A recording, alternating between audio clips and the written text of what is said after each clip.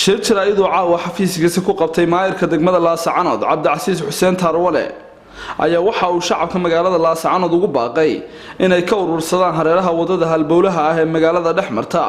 hadhaaga iyo qashinka ay ka tageen goobihii laga baneeyay laamiga dhinacyadiisa duqa ayaa sidoo kale uga digay shacabka magaalada Laascanood inay dib ugu laabtaan goobihii ay hore u baneeyeen markaan qodobka koowaad ku horeeyo oo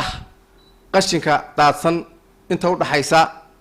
kantaroolka galbeed iyo kantaroolka bari ee magaalada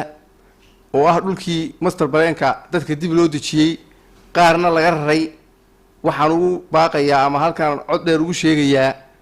in 18 bisha inay chance istaan 16 iyo 17 18 wixii halkan ku aragno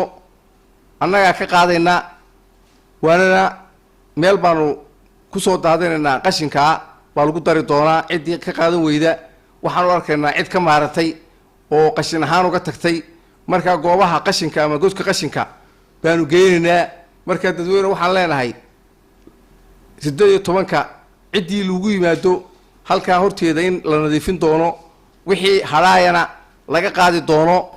wixii lagu yimaadana waxa loo aqoonsanayaa wax qashin ahaan looga tagay ka sheegnay marka labada cishaad chance istaan 16 17 18 waa la nadiifinayaa saasan idinku la socodsiinayna dadweynaha ku nool magaalada Laascanood uga socdaan wala socdaan qodobka labaad cidii isku dayda dhul laga guuray inay ku soo noqdaan tallaabo laga qaadayaa waliba tallaabo xariga bay mutaysanayaan iminka dhowr meelood magaalada wada aragtay dad baa balbalooyin iyo jawaano noocan qaadka ka taagay qoriyeynta u taageen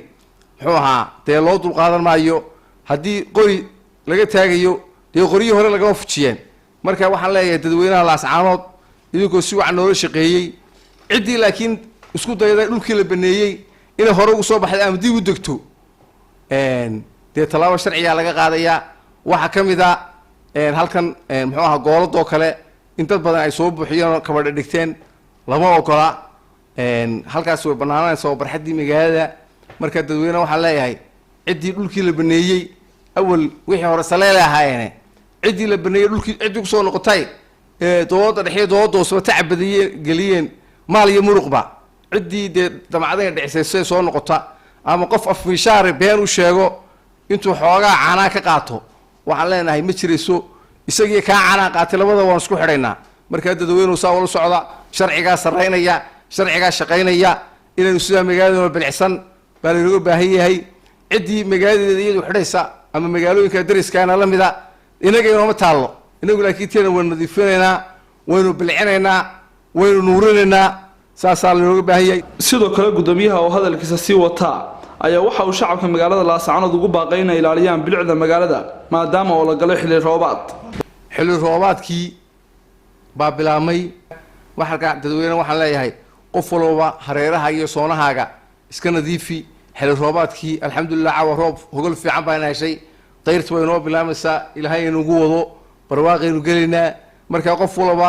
oo ku nool magaalada Laascanood xaafad walba iyo meherad walba waxaan halkan u baaq ugu dirayaa inay hareerahooda iyo dhinacyadooda ay nadiifiyaan baabuurta qashinkana ay iska saaraan maanta qashinkii khad baa loo hayaa waagii muuxa ay soo dhigi jiray maaha